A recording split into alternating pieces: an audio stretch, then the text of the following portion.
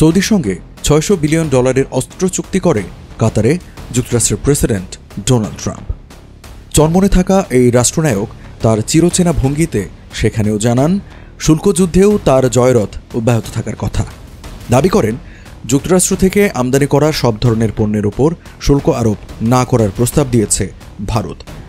তবে সেই দাবি বিনয়ের সঙ্গে নাকচ করেছে তার বন্ধু নরেন্দ্র মোদীর সরকার।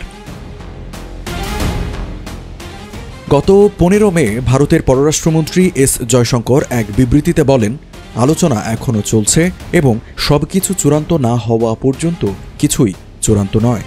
দিল্লি থেকে প্রকাশিত বার্তায় স্পষ্টভাবে জানিয়ে দেওয়া হয়, এখনও কোনো চুক্তিতে সম্মতি দেয়া হয়নি এবং উভয় দেশের স্বার্থ রক্ষাই চূড়ান্ত চুক্তির ভিত্তি হবে।